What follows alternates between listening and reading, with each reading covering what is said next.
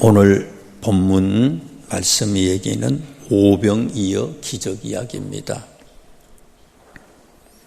보리떡 5개와 물고기 2마리로 어린아이와 여자를 제외한 장정 5,000명에게 식사를 다 대접하고 남은 것이 12바구니에 광주리에 가득 찼다 하는 그런 얘기입니다.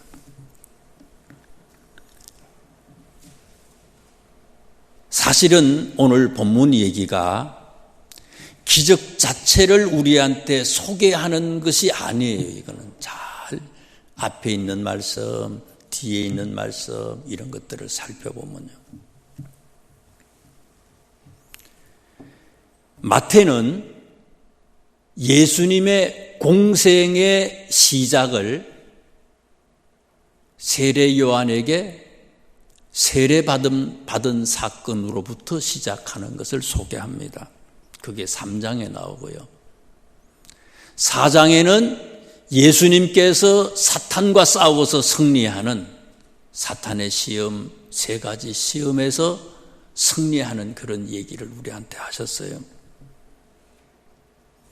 5장, 6장, 7장에는 산상수훈을 통해서 천국 백성이 어떻게 해야지 천국 백성이 될 수 있느냐 하는 것을 얘기하시면서 계속해서 8장과 9장과 10장과 11장과 12절에서는요 죽은 자를 살리시고 병든 자를 고치시고 귀신을 쫓아내고 바람과 바다를 잔잔케 하시고 다스리는 그런 예수님의 모습을 통해서 예수님의 신성을 얘기합니다.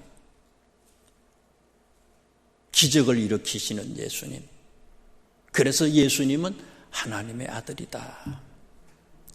이 하나님의 아들 되신 예수님을 믿어야만이 구원을 받을 수 있고 천국의 시민이 될 수 있다라고 하는 그런 얘기를 계속해서 말씀을 하셨어요.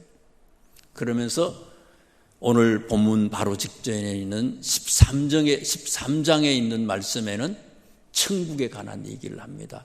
어떤 자들이 천국의 시민이 될 수 있느냐라고 하는 것을 다시 한번 상기시킵니다.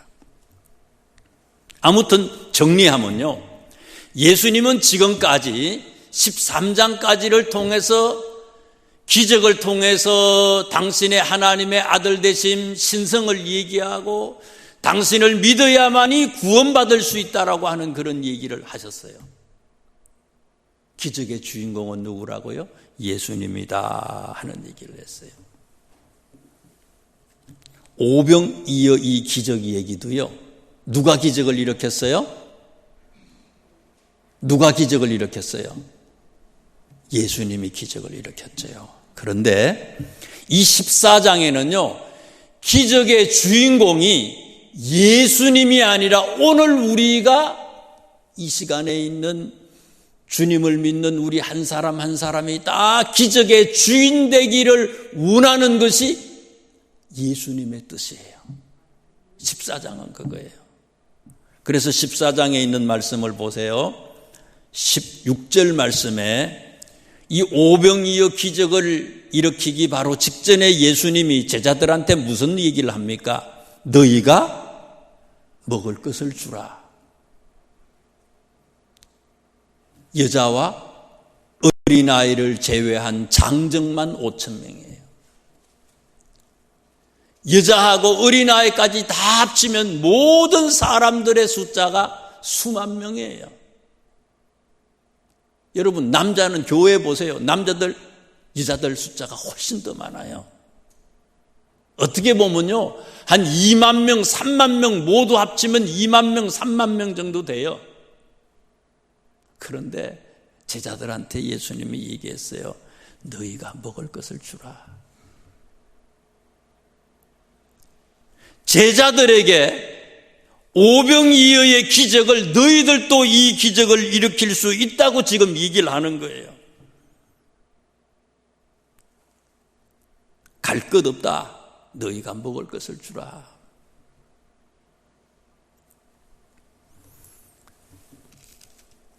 10장에 있는 말씀을 보면은요, 예수님이 제자를 삼는 얘기가 나옵니다.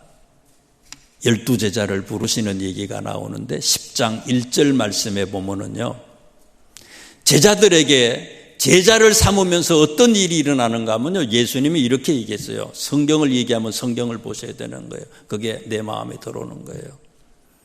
예수께서 10장 1절입니다. 그의 12제자를 부르사 더러운 귀신을 쫓아내며 모든 병과 모든 약한 것을 고치는 뭐를 했다고요? 권능을 주셨다. 예수님이 병자를 고치고 귀신을 쫓아내고 갖가지의 기적을 일으키신 것처럼 제자들에게도 이런 권능을 주셨다 하고 말씀을 하셨어요. 이미 줬어요. 이거는 지금 14장 오늘 본문 말씀 이전에 제자들이 처음 예수님을 만났을 때에 이미 예수님은 제자들에게 이런 능력을 줬어요. 그런데 제자들은 이것을 활용하지 못하는 거예요. 그러니까 예수님이 다시 한번 상기시키는 겁니다. 16절 말씀에 너희가 먹을 것을 주라. 너희가 기적의 주인공이 되려는 거예요. 그 뒤에 나오는 말씀을 보세요. 22절 본문 14장에 22절 말씀부터 33절까지 말씀해 보니까 베드로가 물 위를 어떻게 했어요? 걷는 얘기가 나와요. 의심을 하다가 다시 물속에 빠지지만은 잠시지만은 제자 베드로가 물 위를 걷는 얘기가 나와요. 기적의 주인공이 누구라는 거예요? 내가 베드로, 우리를 얘기하는 거예요. 예수님을 따르는 사람, 우리를 얘기하는 거예요. 잠시지만 베드로가 기적의 주인공이 되는 거예요. 물 위를 걸었어요. 그 다음에 나오는 말씀을 또 보세요. 34절부터 36절까지 말씀을 또 보세요. 14장 오늘 본문 34절에서 36절 말씀. 예수님이 병자의 머리 위에, 병자의 아픈 상처 위에다가 손을 얹어서 기도한 게 아니에요. 36절 말씀에 보니까 무슨 일이 있습니까? 예수의 옷자락에라도 손을 대게 하시기를 간구하니 손을 대는 자는 다 나음을 얻었다. 예수님이 기적의 주인공이긴 하지만은 예수님이 손을 얹어서 예수님이 기적의 주체가 된 게 아니고요. 이 치료함 받았던 사람들이, 이 사람들 있잖아요. 오늘 우리들을 얘기하는 거예요. 이 사람들이 예수님한테 와서 예수님의 옷이라도 만지려고 하는 생각을 가지고 있는, 그렇게 아는 사람들은 다 고침을 받았다는 거예요. 누구든지 이런 마음을 가지고 있는 사람들은, 이렇게 행하는 사람들은 기적의 주인공이 될 수 있다는 거예요. 그래서 이 14장 전체의 얘기는 무슨 얘기인가 하면요, 지금까지 13장까지 얘기하고는 다르다는 거예요. 지금까지는 예수님이 기적을 보여주시고 나를 믿어라, 믿어야지 천국 간다 하는 얘기를 하는데, 마태는 예수 안 믿는 사람이 아니라 예수님을 믿는 사람에게 주시는 하나님의 말씀이고요, 우리에게 14장부터는 너희들이 예수님이 기적을 일으킨 것처럼 영접하는 자, 곧 그 이름을 믿는 자들에게는 하나님의 자녀가 되는 권세를 주셨다 그랬잖아요. 우리도 하나님의 자녀라는 거예요. 기적의 주인공이라는 거예요. 그래서 이 14장 말씀을 통해서 14장에는요, 계속해서 우리가 기적의 주인공이 될 수 있습니다. 기적의 주인공이 될 수 있습니다. 그거를 연거푸 3번에 걸쳐서 3분의 얘기를 통해서 여러분 또 기적의 주인공이 되세요 하고 말씀하고 있는 거예요. 자, 그러면 어떻게 하면 우리가 기적의 주인공이 될 수 있느냐? 다시 한번 본문 말씀을 보자고요. 13절 말씀에 보면요, 13절 말씀에 예수께서, 14장 13절입니다. 예수께서 들으시고 배를 타고 떠나사 따로 빈 들에 가셨다. 뭐를 들으셨다는 거예요? 1절 말씀부터 시작해서 11절에 있는 12절까지 내용이에요. 4장 1절부터 12절까지에 나오는 이 얘기를 듣고 예수님이 이곳을 떠났다 하는 얘기를 하셨어요. 지금 1절부터 시작해서 12절까지 내용이 어떤 내용인지 한번 잘 살펴보세요. 무슨 얘기입니까?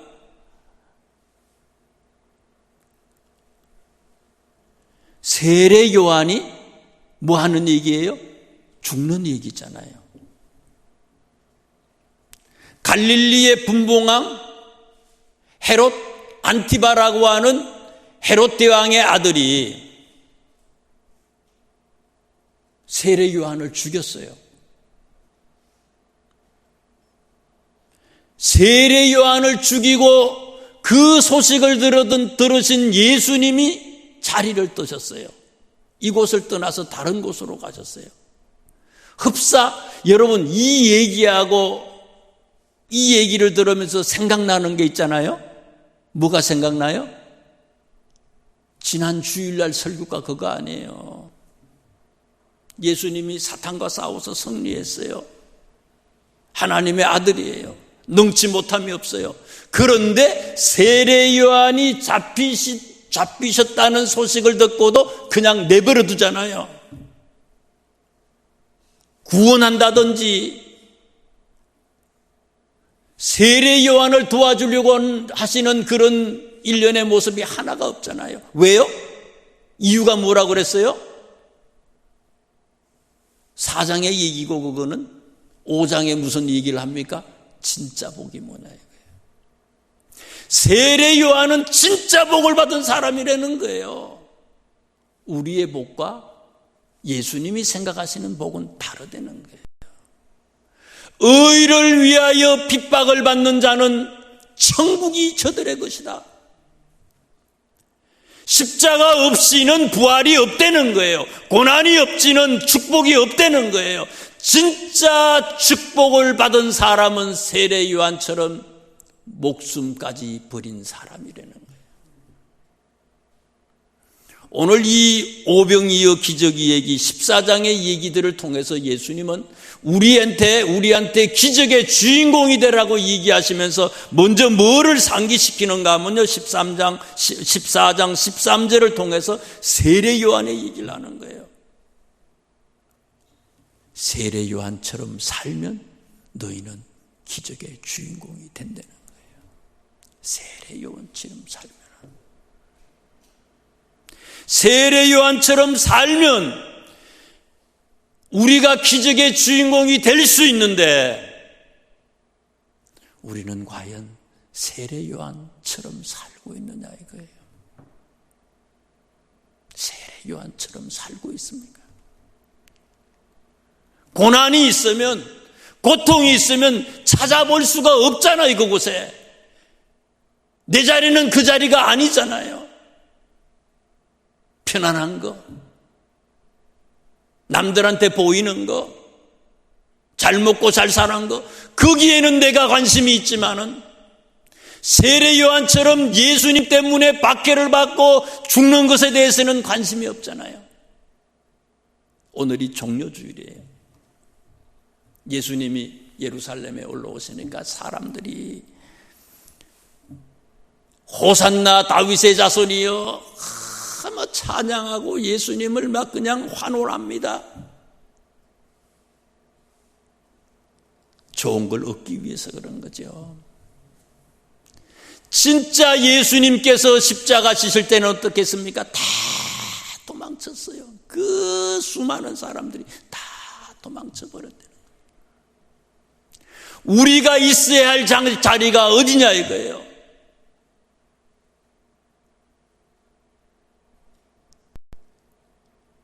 빚도 없고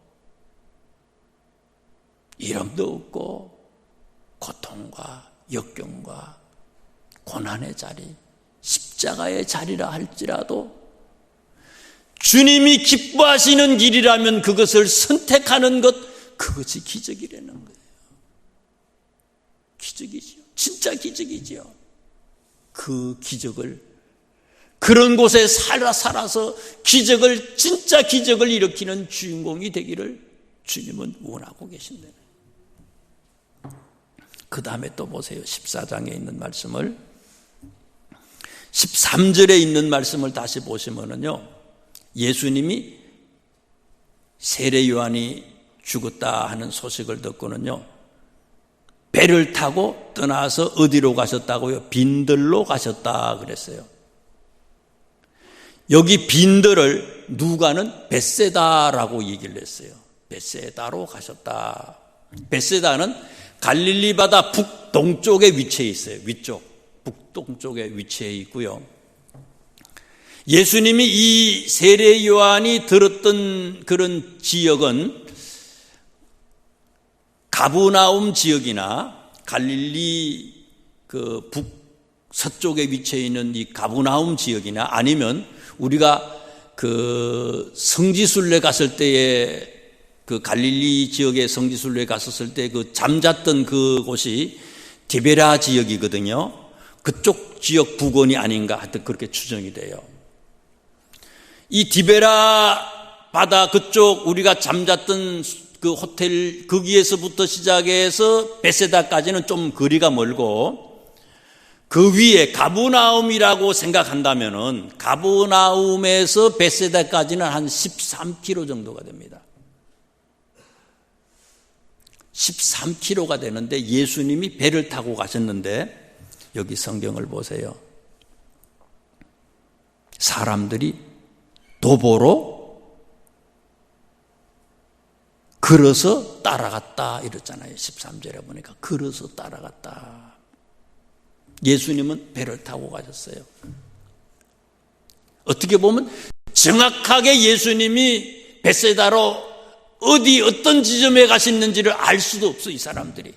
그런데 예수님을 찾기 위해서 비슷하게 저쪽으로 배를 타고 가셨으니까 저쪽 어디 계시다 생각을 하시고 막 쫓아간 거예요.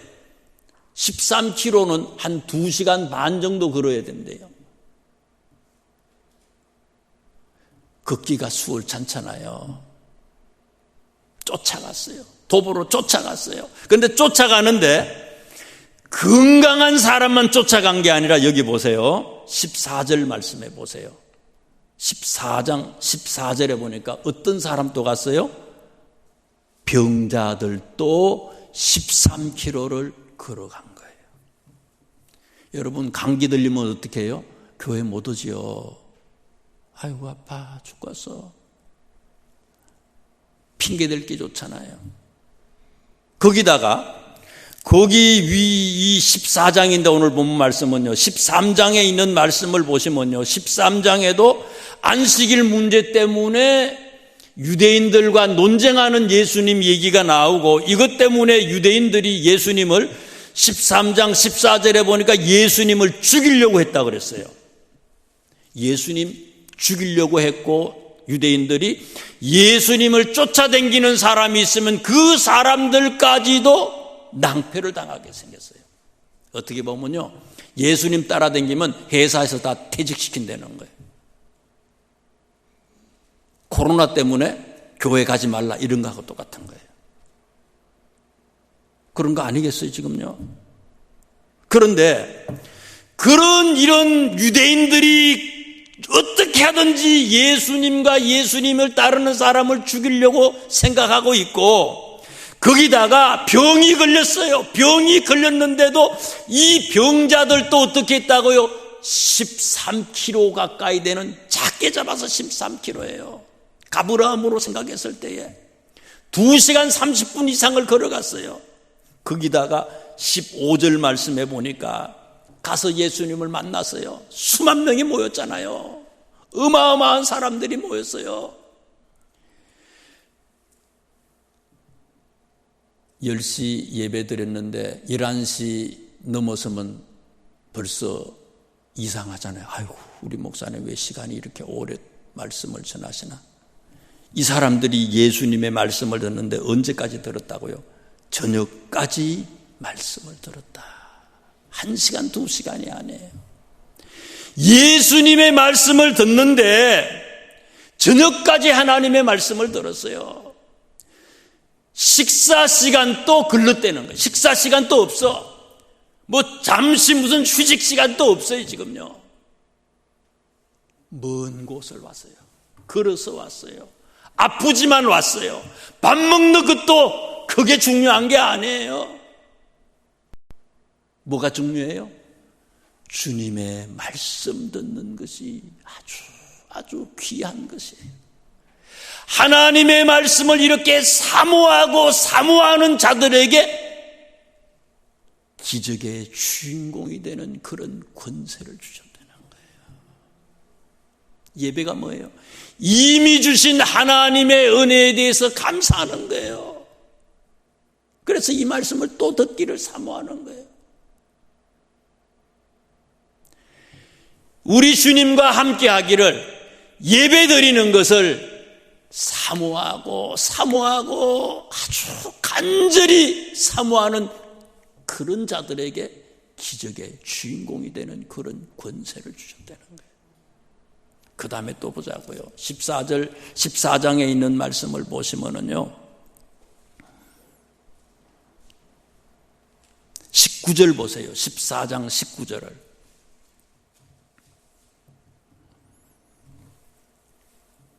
무리를 명하여 잔디 위에 앉히시고 떡 5개와 물고기 2마리를 가지사 하늘을 우러러 축사하시고. 지금 예수님의 손에 있는 게 뭐예요? 보리떡 5개, 물고기 2마리예요. 손에는. 예수님 앞에는 어떤 사람들이 있어요? 수만 명의 사람들이 있어요.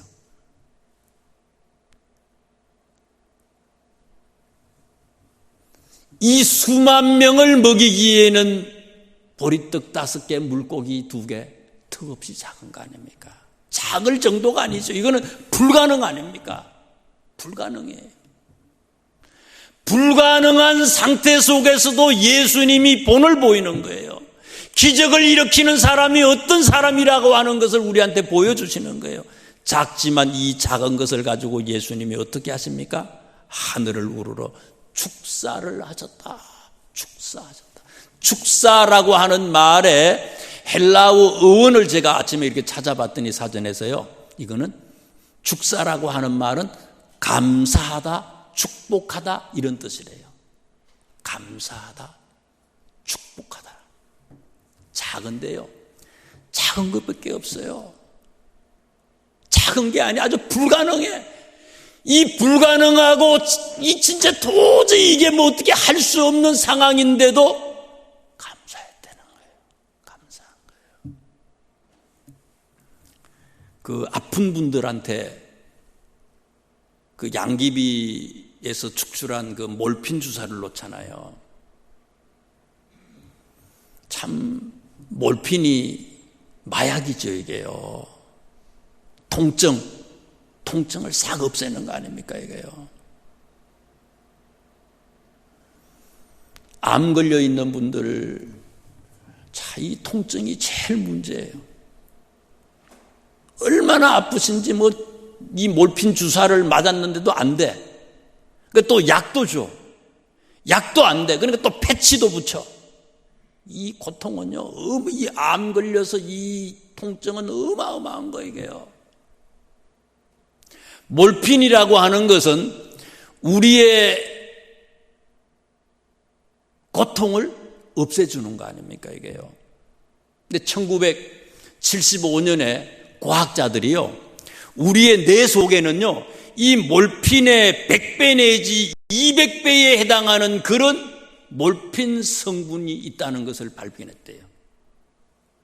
그게 뭐예요? 잘 알잖아요, 우리 엔돌핀.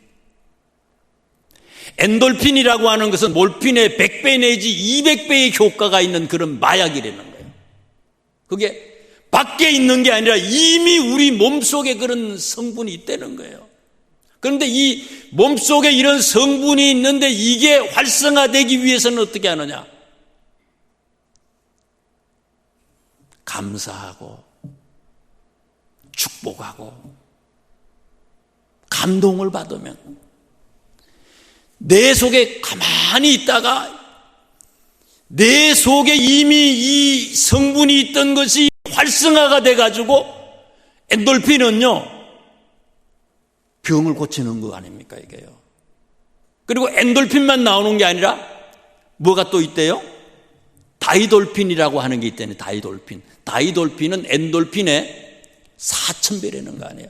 엔돌핀도 있고 우리 몸속에는 엔돌핀도 있지만 또 다이돌핀이라고 하는 비슷한 그런 마약과 같은 그런 성분이 있는데, 이게 다 엔돌핀도 그렇고 다이돌핀도 그렇고 감사하고 감동받을 때, 축복할 때에 기적이 나타난다는 거 아닙니까, 이게요. 다시 보세요.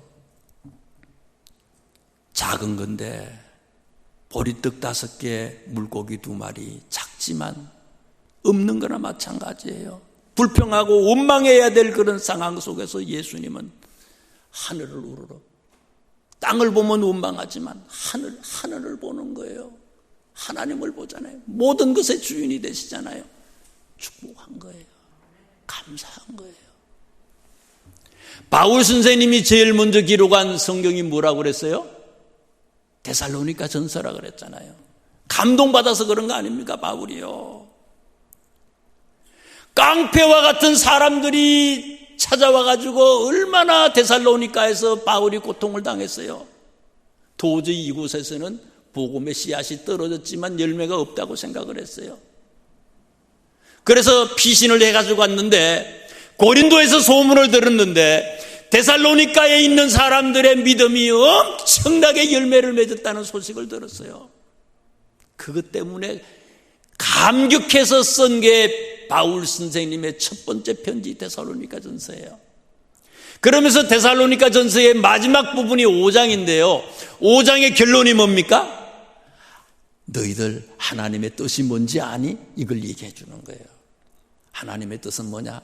데살로니가 전서 5장 16절 17절 18절이에요. 항상 기뻐하세요. 쉬지 말고 기도하세요. 그 다음에요, 범사에 감사하세요. 이것은 그리스도 예수 안에서 너희를 향한 하나님의 뜻이다.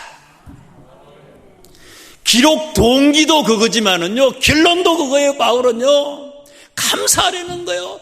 감사하는, 이것 때문에 감동받았고요. 바울이요, 하나님의 뜻은 감사하는 거래요. 감사하는 거. 여러분, 감사하면 여러분들이 기적의 주인공입니다. 여러분들이 우리 앞에 있는 어려움 속에서 오병이어의 기적과 같은 그 기적을, 여러분들이 기적을 일으키세요. 그걸 얘기하고 있는 거예요. 이 주인공이 우리 모두가 되실 수 있기를 주님의 이름으로 축원합니다. 기도하겠습니다. 하나님,